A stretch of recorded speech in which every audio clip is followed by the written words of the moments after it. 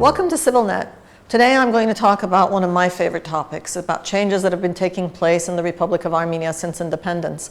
My guests are Marilu Papazian, who is director of the TUMO Center, and Edward Balasanyan, who is director of the Armenian Center for Contemporary and Experimental Art. But that's not enough of an introduction. Ed Balasanyan, with his wife Sonia, is also the founder of the center.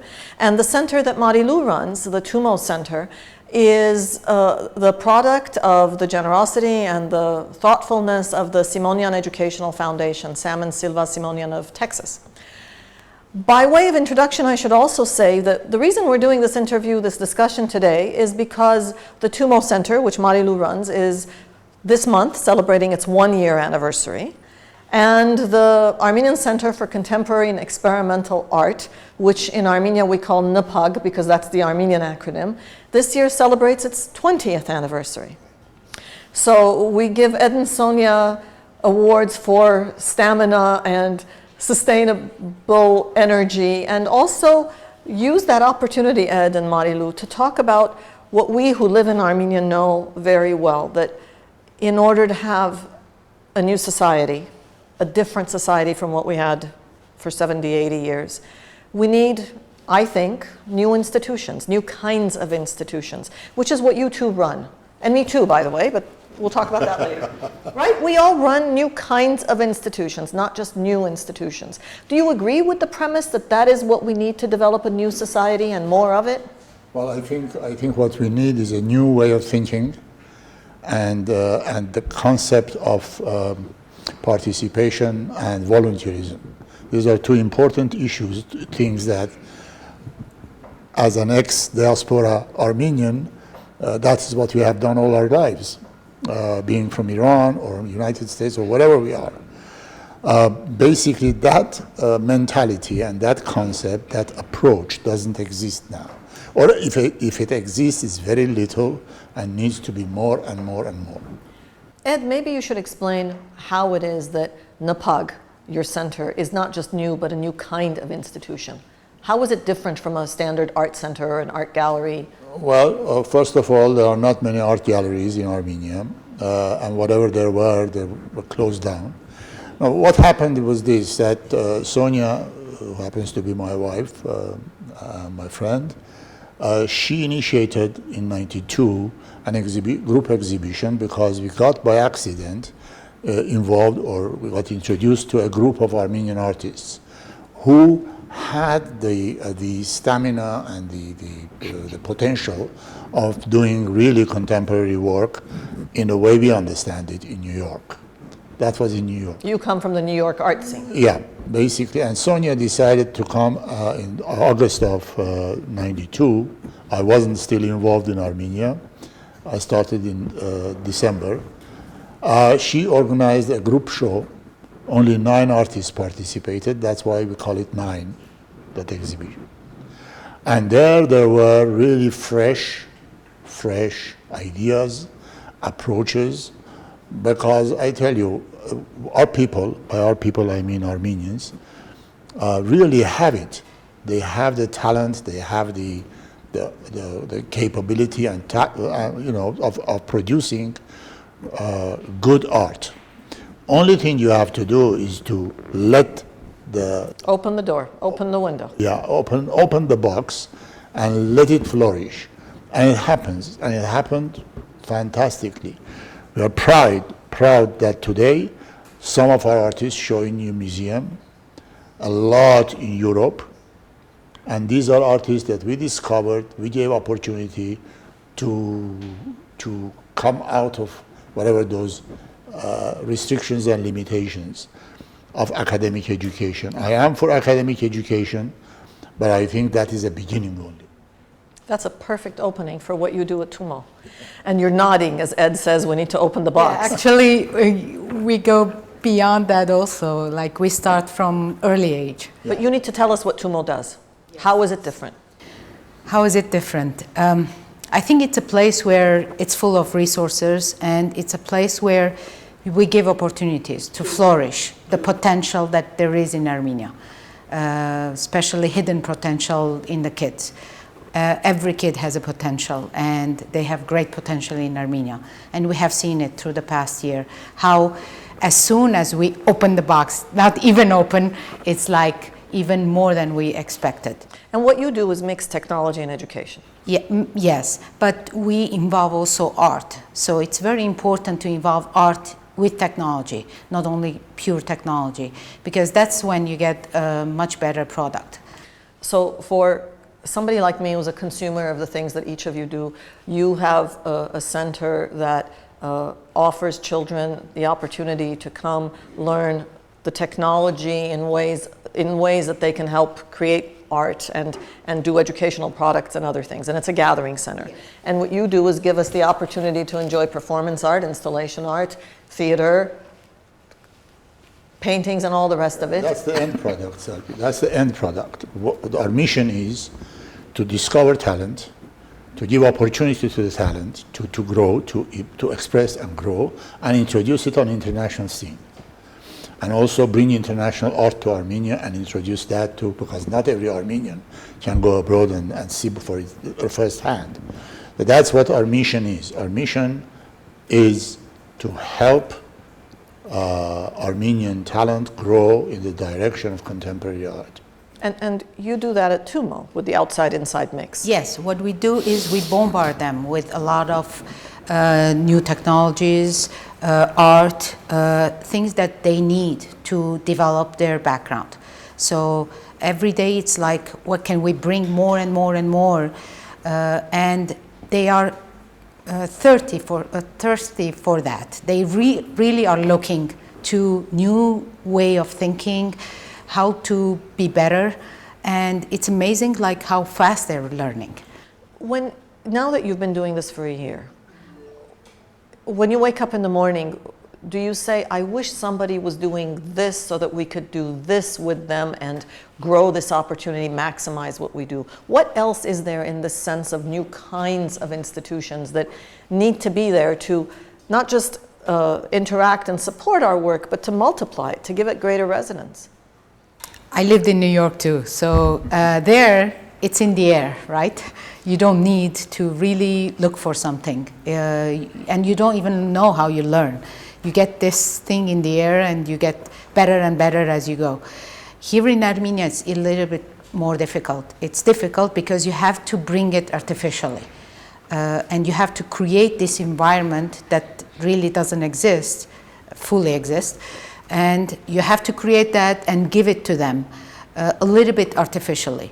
So what we're doing is bringing a lot of experts. Instead of sending someone outside to learn, we're bringing the expertise so that there are more and more kids that can get from those experts.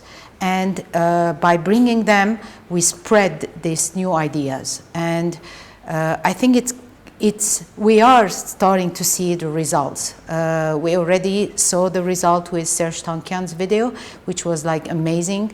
Those kids, 14 kids, did it in 1 month. Day and night working. There was no pressure on them, but they put the pressure on them to finish it and on time.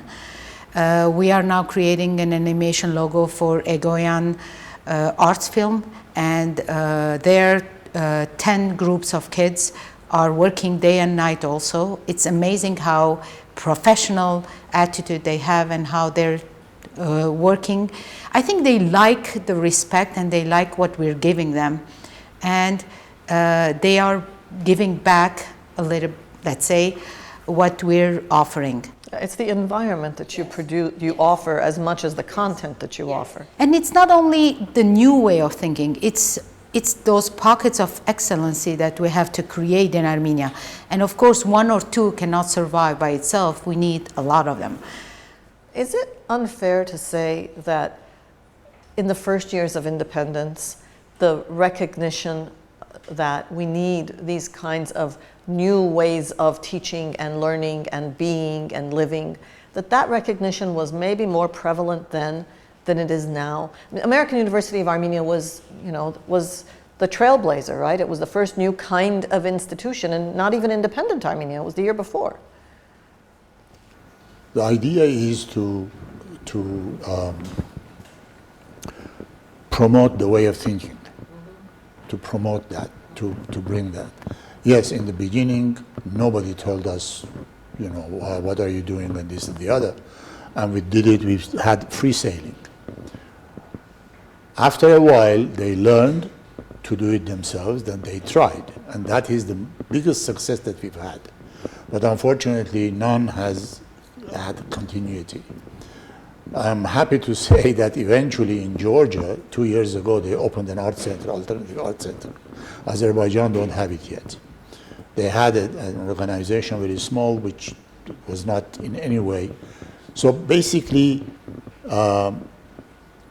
what our government should do, or our leadership should do, to accommodate, to open the way, and they did it for us. They gave the space to us, free of charge. And that was in recognition of our services. But that's not enough. They have to sort of encourage people to do it. There are good talent, there are thinkers, they could do it, they can do it. I always say that biggest success of NAPAC is when artists leave us, because that means that they are independent enough to go out in the world and represent themselves independently. And of course, those who are still loyal, they mentioned that they started in NAPAC, and some don't. But that's all right. I don't mind that. It's important, as I said in the beginning, in the opening, to transfer this spirit of volunteerism and doing things for good.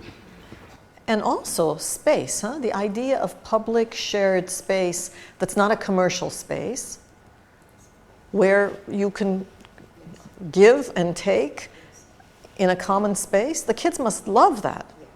And open space. That's how we call it, our first floor. We call it open because it's not made of rooms. In the contrary, it's made of a whole open space where you're working in groups, where you're seeing what your partner is doing, you're hearing, you're watching.